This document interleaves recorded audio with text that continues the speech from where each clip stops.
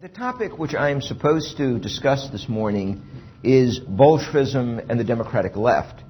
And I suspect the reason that this topic was assigned to me by Lou Rockwell goes back to a heated discussion, or actually it was an enthusiastic discussion, that I had at one time with Murray Rothbard. In fact, it turned into a correspondence of several years. And it was a point about which we did not disagree, essentially, but about which for which we did try to provide documentation in order to explain our own, perhaps, prejudices in one direction or another. But it was a question of which is more dangerous, the Bolsheviks, or I suppose we called inaccurately the Mensheviks, since the Mensheviks in Russia before the revolution were in fact revolutionary socialists, but I think the term was generally used by Murray and myself to refer to those members of the left who opposed the Bolshevik in the name of some democratic principle and were searching for another leftist alternative, or for a leftist alternative to the democratic centralism and the revolutionary violence that had characterized the Bolshevik takeover of Russia in the October 1917 revolution. And one might say that there is both a reality and a myth of the left which developed because of the Bolshevik Revolution. And I think perhaps it would be useful to discuss both the reality and the myth, and to try to understand the implications, one might say, less of the reality than of the myth which lives among us. What exactly is the reality of the Bolshevik Revolution in terms of the European left? Well, we know that a split will take place. In some cases, a fragmentation will occur because of the October 1917 revolution. And there will be a proliferation of non-Soviet or non-Leninist lefts, some of which are successful and others of which are not. One unsuccessful example, of course, are the Spartacists, who in 1919 in Germany, following the defeat of World War I and the food shortages and the demobilization of German troops which followed the war, decide to carry out a spontaneous workers' revolution in Berlin, which will be crushed not only by elements of the German military that are present, but also with the support of social democrats who are then in the post-war German government. And a split will take place between the parliamentary social democrats represented by people like Gustav Noske, Friedrich Ebert, and the leaders of the Spartacist uprising, Karl Liebknecht and Rosa Luxemburg, both of whom will be killed in the struggle, the unsuccessful struggle that takes place. And there are also other examples, of course, that one can cite of Marxist or even revolutionary Marxists, not just people who say, Marx had an interesting analysis of historical dynamics, but people who believe that Marxism must lead to revolution, but who fail in creating their own alternative to the Soviet model of democratic centralism achieved by Lenin and Trotsky, and which is very much in place once the Russian Civil War is over by 1921. The most important, one might say, well, I really don't want to confuse the picture too much by saying that there's going to be a kind of Marxist-Leninist alternatives to Stalinism, which will also develop in time. The Trotskyists.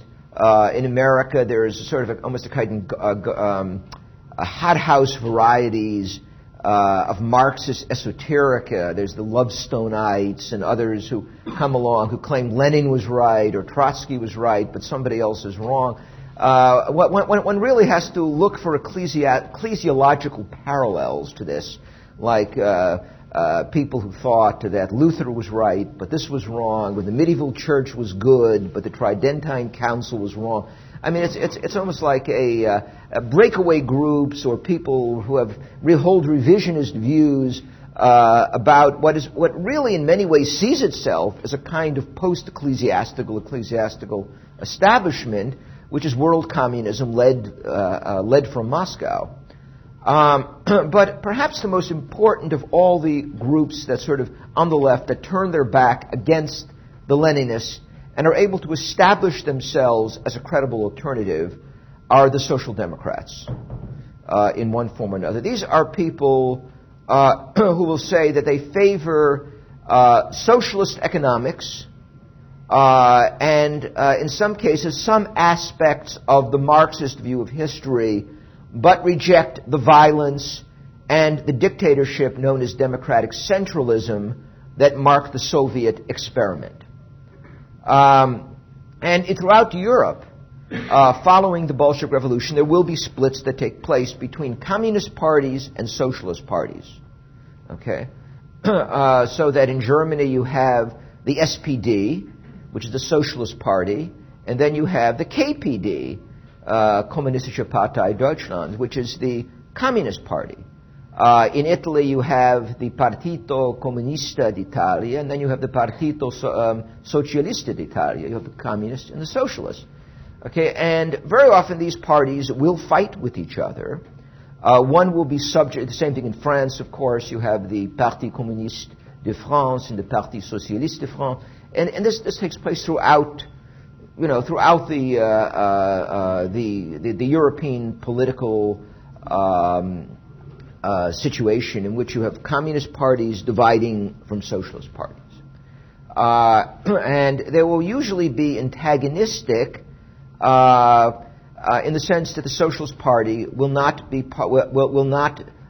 accept orders from the Comintern, which is the agency within Russia which dictates the communist parties throughout the world, which are seen as subject to the Soviet Union in terms of their pursuit of revolutionary strategy.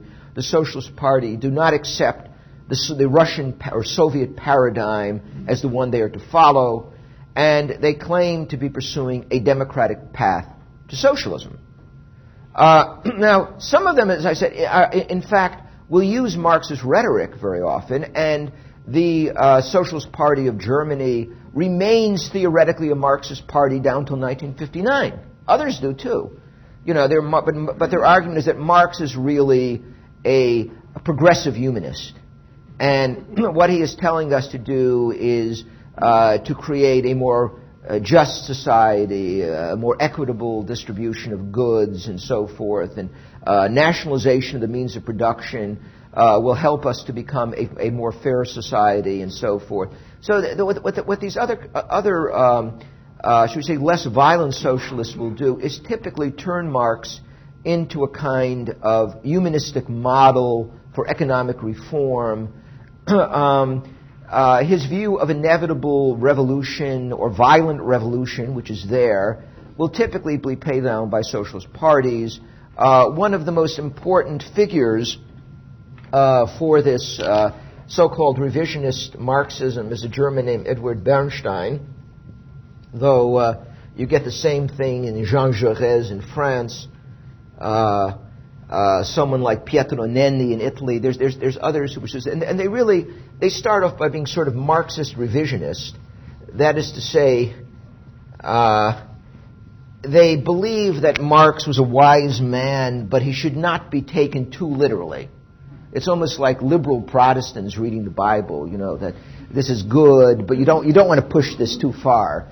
And there's some good things there's some bad things. You have to, make a prudential choice about these matters. So this is the Bernsteinian view that it's very famous that you cannot treat Marx like a predestinarian. History is open-ended. This is a typical Bernsteinian view.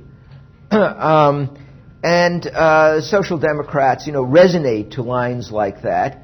And they also, which is very important, will run to join political coalitions, including the so-called bourgeois parties. And what you typically get thereafter is this distinction between the bourgeois parties and the workers' parties. Okay? There may not be, to use the late George Wallace's phrase, a dime's worth of difference between them, but the myth persists that one coalition or one party is the bourgeois party, because even though they're both socialist parties, do the same things, but they represent the middle class, whereas the others represent the workers' movement and the unions. Okay? Now, the unions very often are divided. Unions in some countries will have socialist components or be predominantly socialist. In other places, they'll be Marxist. Typically in France, the Confédération Générale du Travail, the Force Ouvrière, which comes out, these are going to be thoroughly Marxist. For a long time in England, the large unions, the large trade unions, mass employment unions tend to have a very strong communist component. Although they continue to support the Labour Party, sometimes they will vote communist, but they tend to have this very strong communist component. And I think in the Thatcher administration, there's a real attempt made by the government to smash them, because they're seen, I think, properly as a force that is trying to incite violent revolution. Even after the Soviets had given up on this, the English labor movement acts this way. But one might say that the Socialist Party becomes viewed generally as the moderates, trying to bring the trade unions into alliance with bourgeois parliamentary parties, being part of general coalitions, being committed to constitutional processes, to democratic rules. I think you sort of get the picture. I mean, I'm not going to really, go too far in sort of pushing the self-image of the socialists and the social democrats on you. But, generally they're seen as the good guys who are standing up to the revolutionary violence of the communists, and who are, in a sense, are the first line of defense against the communists.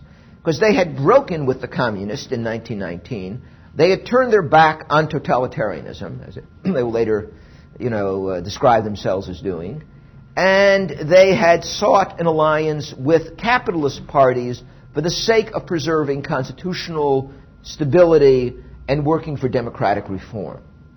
And of course there are socialists, not communists, but socialists who are in European governments. The French have a coalition which they form I think in 1910. You have Alexandre Millerand and others who are put there in First World War. You have the Union Sacrée in France, the great coalition. They put socialists in. So there's socialists, who are put in these governments, not communists, but socialists. And all these people dutifully break from the Soviets once the communists take over. Now, what is the subsequent history of the socialist-communist relationship? Well, generally speaking, the Social Democrats hold the line against the communists, except on two important occasions. Okay, one is in the 1930s, and this is the era of the Popular Front, where the great danger is seen as Bolshevism, not Bolshevism, I mean fascism. Not Nazism, fascism. And what you get in the Popular Front are people screaming about Mussolini, but favoring a policy of non-resistance to Hitler. I mean, the most traumatic event for the anti-fascist Popular Front coalition is the takeover of Spain by the Falange, which of course never occurred. They were wiped out by Franco, who was a military dictator who took the place over. But I mean, Spain is seen as a country in which the fascists have won. And in fact, the Germans are treated like, a kind of secondary problem within the Popular Front, because the strongest passions are really directed against Mussolini and Franco within the Popular Front. But there is a successful attempt to rally Social Democrats, communists, to this front that is going to be directed against the danger, the ascending danger of fascism. In France, in the late 30s, you have a coalition under Léon Blum, who was a socialist or a social democrat, with the communists. It's a whole sort of left-center, leftist coalition that is going to be directed against the fascists. And the reality is that Blum did absolutely nothing. He didn't even rearm against the Germans. He gave some rhetorical support to the communists and the socialists in Spain, but didn't do much for them either. But the most important thing about the Popular Front is you see the Social Democrats making common cause with the communists, ceasing to criticize the communists. And of course, in Germany, something really important, had occurred, which is very often ignored in this period, that the German Social Democrats had stood up against the communists and the Nazis, who together destroyed the Weimar Republic. They worked hand in hand to destroy it. And the two parties which stand up against them, just about to the end, are the Catholic Center Party and the Social Democrats. And it was very much of a confrontation between the Social Democrats and the communists. And the Social Democrats were denounced by the communists as fascists. This was a common term used by Moscow. But curiously, at the same time, once the German government falls to Hitler, the Soviets are going to change the party line entirely, at least outwardly.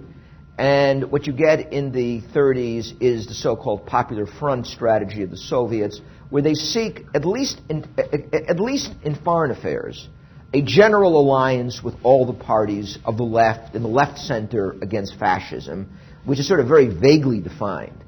So that at least in France and other places, in Italy, it doesn't mean Nazi Germany, it means Mussolini, or it means Franco, or some other secondary or tertiary political figure. But for a while this continued. I say in terms of foreign policy, because there's reason to suspect that Stalin knew what he was doing in bringing Hitler to power, which he certainly cooperated in doing, and did everything he could to smash the other political parties and to get the communists in Germany, who were total instruments of the Soviet Union, to cooperate with the Nazis.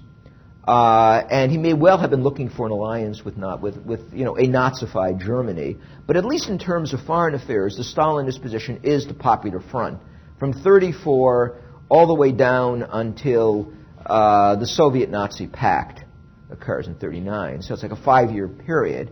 And the Social Democrats will cease to attack the communists, outside of Germany, of course, where they're just like rounded up and put in concentration camps. But they'll seek an alliance with the communists against the fascist danger. Well, after the Second World War, there will be, again, sort of a kind of very brief cooperation in some places between the socialists and communists, in Italy, to some extent in France, not much of it in Germany. In England, the Labour government after the war starts off by being almost sort of neutralist, but it becomes extremely opposed to the Soviets. Ernest Bevin, who was the foreign minister under the Labour Party, was much more strongly anti-Soviet than the American government. He thought that tanks should be lined up and marched on Moscow at the time of the Berlin blockade. So you get some very feisty anti-communist Social Democrats again emerging in this period. And then again by the 50s, in places like France and Italy, other Western countries, you get Social Democrats cooperating against the communists. This becomes more problematic, however, I think, in the later stages of the Cold War, where the Social Democrats move toward more of a kind of neutralist position. And most importantly, since the end of the Cold War, the Social Democrats have run to embrace the communists as coalition partners all over Europe. They will never speak against them.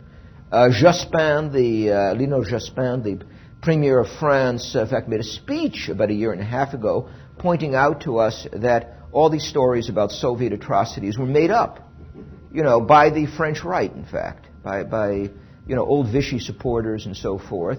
And the Communist Party has always stood on the side of freedom and equality against fascism. This was partly to keep the communist coalition partners in his government. The French have a sort of strange system of we have to sort of, it's called apparentement. We try to keep these people in your, on your side, no matter what, you go out of your. But of course, if any of this was done to the National Front on the right, saying they're not really fascists, they're nice guys, that person would probably be torn limb from limb by the media, the journalists as he tried to leave, or by members of the Communist Party. But when we're talking about the most despicable and continuing denial of the Holocaust, I mean, the socialist government of France denies Soviet crimes, openly, because it needs the communists in its coalition. And if you take a look at the German Social Democrats, or whatever they are, which have pretty much destroyed German democracy now and put people in jail for disagreeing with the government and so forth, what you see is an alliance with the East German Communist Party. No problem. Against the so-called bourgeois parties, which are, on economic matters, usually indistinguishable from the socialists. But I think that this, of course, in Italy, the same thing. The Ulava coalition has the socialists, the communists, they all cooperate. Now, looking at this, can one speak about a consistent social democratic opposition to the communists? I think what you can speak of is not a consistent opposition, but rather shall we say, an opposition that goes on for long periods of time before it gets reversed. What I would argue is that there is always a family resemblance between the Social Democrats and the Communists, which it is not nice to talk about, but is obviously there. And the question is exactly what is it based on? Well, first, I mean, to use a term I think was an expression which was originally presented, I think, by the late James Burnham, there is the gestalt of the left. There's a leftist pattern of thought, okay? And it is natural that the Social Democrats support the Communists, just as it is natural that the Iron Guard in Romania lands up on the side of Adolf Hitler in the Second World War. You don't have to be... Mussolini made it a little problematic, but the Iron Guard you're not surprised about. Or some of these, tougher, more militant right-wing nationalist groups and so forth. So one should not be surprised that Social Democrats land up fawning on communists from time to time. Or that they generally perceive the right as being more of their enemy than other people who are associated with the left. Okay, I think everything being equal, this is a predictable situation. Now, I have a former student of mine whose PhD I once directed, who is a violently anti-communist social democrat, who would probably be by now sputtering with rage. He'd probably take his bottle of water and smash my head with it or something, because he thinks the real heroes against the commies are the social democrats. They're the good guys. They're the ones like Bevin and others who fought against the communists. And, in a certain case, it's true. I mean, at various times, it is the Social Democrats, the Truman Democrats, and sort of looking at their American equivalents today, the neoconservatives, who, have been the strong anti-communists, who have borne the brunt of the fighting against at least the propagandistic front. Although they volunteer to fight in the army, but they make a lot of noise against the communists. And they denounce the communists. But there is this leftist gestalt, which I think remains there and has to be looked at. And a part of it is a belief that the human race can be amalgamated, reconstructed, and resocialized by public administration. And if you believe all those things, you're going to simply look at the communists, or you may look at the communists at the end, as people who share your goals, your teleology, but are a bit in a hurry. They're sort of like us, but they're just rushing toward this end a little irresponsibly in a helter-skelter fashion. Number two, I think since the 1930s, the ideology of the left, or at least the enemy of the left, not the enemy of the left, has been fascism. What unites them is anti-fascism. Now, the question is, what is fascism? That's a very good question, because by now I don't have no idea what they mean by it, except people who disagree with them. Right? But there's something called fascism, which is the demonic force in the universe, because it's a Manichaean view, which not the right, the left has. The fascism is their enemy. And fascism is that which does not correspond to their view of where we should be historically, or what we are marching toward. And I think that the hatred of this generic fascism, which is less and less, becomes more and more uncoupled from what happened in the 1930s. It has nothing to do with corporatism or Italian nationalism or German racial theory.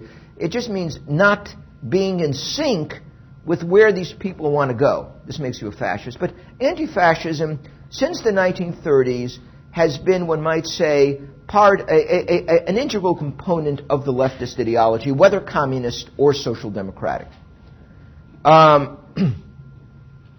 Finally, as I said before, there is a commitment, a shared commitment on the left to the reconstruction of society by public administration and the identification of public administration with popular government. Okay. One might say that part of this is an objection to the free market, a desire to restrict the free market. I think by now, however, I would argue that is simply a necessary result, but not an intention. Because I don't think the left anymore really is interested in destroying what remains of market capitalism, although the necessary result of what it does is to destroy it in the end. Because I think what the left understands is you need market capitalism to create sufficient prosperity to carry out all their other lunatic projects. So I mean, you have to have, a functioning economy. People have to have jobs. People have to have consumer goods, all of which capitalism provides, in order to fight sexism, racism, homophobia, all the other things you want to do. You have to have some. But it is social reconstruction of a different kind. But this has basically been what the left has been about, since the early 20th century. It's 100 years by now. So that the social democrats become, I think, provide a kind of extremely questionable leadership in a crusade against the totalitarian left. It's like making the leader of a struggle against world Nazism some dissenting Nazis, right? And saying that you might want to let them into your coalition, but you don't want them to take it over. Because otherwise, you can get Goebbels running it rather than Hitler or somebody like that. I mean, you basically don't want the left to be running a struggle against communism. I mean, it's a very bad idea. But this, I think, is what has happened this was what happened in the Western world. I think that as the Cold War went on, it became increasingly associated with that part of the left which had not sold out entirely to the communists. Okay, there's part of the left that did. People running around, excusing the communists. Even now, I think there was this. I was a little bit shocked actually when Ralph mentioned that Jerry Hoff at Princeton had said there were fewer than 10,000 people killed by Stalin or this. But I shouldn't be. I have a colleague who was a minister of the Church of the Brethren, a kind of social gospel Christian, who was once very upset with the remark that I made after he came in to see me, that I suggested that Stalin killed millions of people, and he pointed out to me that President Reagan killed far more people as a result of our policy in Nicaragua. And I was trying to figure out, demographically, that didn't work. To kill everybody, in Central America, you don't even get the figures, of people killed by Stalin. So, this Holocaust denial is simply part of this sort of anti-communist mentality, that the communists don't really kill people, that there may be a few suspension of civil liberties, but they don't mind that either, since the anti-communist left is very happy to suspend civil liberties here too. But the point that I'm driving at is that a split is going to occur within the left between those. It will be a continuing split in a sense. Those who support the communists for one reason or another, those who excuse them, those who like them, those who see them as an immediate model for us, and those who oppose the communists but still carry around the leftist gestalt. And my argument is the people who carry around the leftist gestalt but oppose the communists are the ones who win the Cold War. Okay?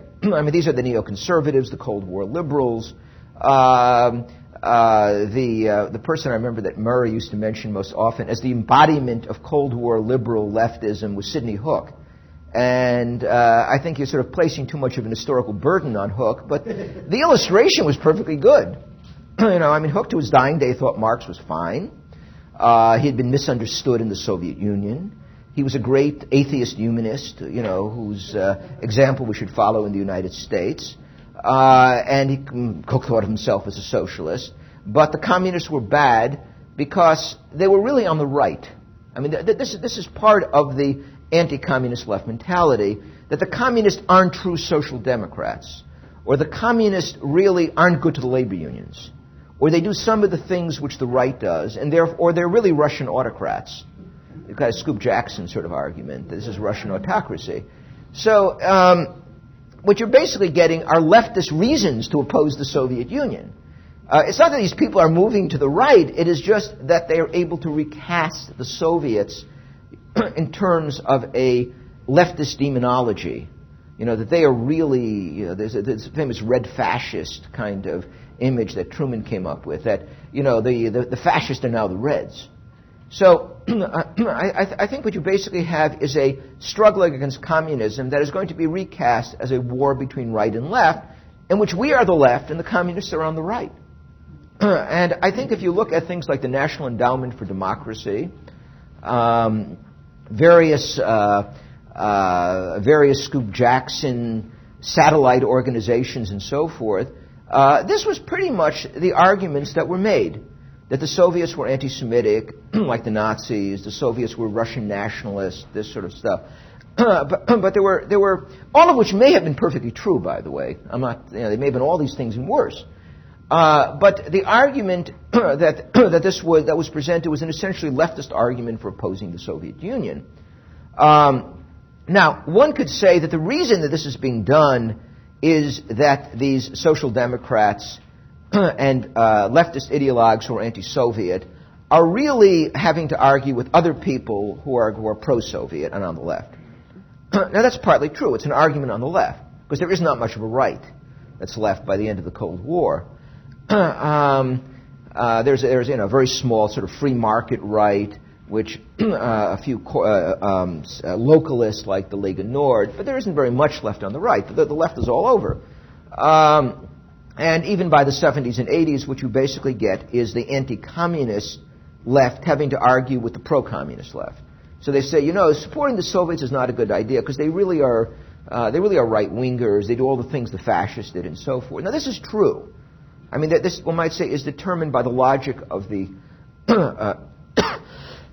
of the situation. But I would say, going beyond that, it's also what the people who are anti-communists believe. That the reason, we are opposed to Soviets. You read Norman Podhoretz's early articles. Why am I against the Soviets? They don't support Israel. They behave like the Black Hundred under the Tsar. They're terrible right-wing reactionary. This is the reason why I'm an anti-communist. But it is not the reasons that Joe McCarthy would have given, right? It's certainly not the reasons that Francisco Franco would have given. So to name at least two of the heroes, I think, of Pat Buchanan's father. There was a third one. Who was the third one? Was it MacArthur? Or I think this was, I think, the example given by Charles Krauthammer that the most telling example that Buchanan was a Nazi. Aside from the fact he didn't favor NAFTA, was that his father admired MacArthur, Franco, and McCarthy. But I mean, obviously, these people would have been anti-communists of a different kind from the anti-communism, expressed by Charles Krauthammer. But I think that this is an important point to keep in mind, that the people who sort of lead the rhetorical propagandistic war against the communists by the end of the Cold War are simply variants on the other side that is then soft on the communists. And they both, find leftist reasons for taking the positions that they do. All of which sort of brings me to my final point, which is, how is the sort of split between the social democrats and communists played out? And I would say that in my own judgment, I'm very happy to see the communists, or at least the Soviet communists, lose. I don't think we won very much on our side. And this is because of the way the struggle turned out.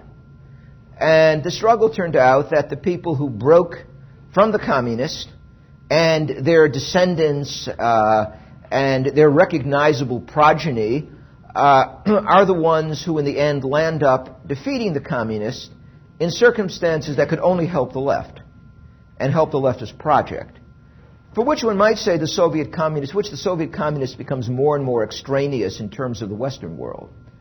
And that we are still left, one might say, with the legacy of the social democratic split, the successful social democratic split from the communists, because the social democrats, in splitting from the communists, become the paradigm or the model of democratic resistance to the communists. And it is this model of democratic resistance to the communists that we land up sort of taking over as the only acceptable model of resistance to the communists, which at the same time points toward the direction of our own political future. We should not be too surprised, as I would finally observe, that the victors in the struggle, the victors of the struggle against communism in the Cold War have been almost entirely on the left. I mean, the left has done very well. A point that I'll come back to in one of my later lectures is, or at least an observation, is that the end of the Cold War looks like the end of the Second World War. Even though we have defeated the communists, we have like anti-fascist purges going on all over the place. I mean, why don't we have anti-communist purges? Why are communist mass murderers in Germany not only not persecuted, but given state pensions? This is interesting. I mean, could you imagine people who served in Hitler's government not being tried, but being given state jobs, and sent away, with bouquets of flowers? But this is exactly what we're seeing at the end of the Cold War. And I think in order to understand this, one has to understand that the left won the Cold War. Part of the left, one might say the more archaic, Asiatic part of the left, is defeated. But the side of the left that is most relevant for our fates, that side which is most relevant, turns out to win the war. And we are still living with the consequences, one might say, of the social democratic split from the communists that occurs after the Bolshevik Revolution. Well, I've probably given you a lot to digest.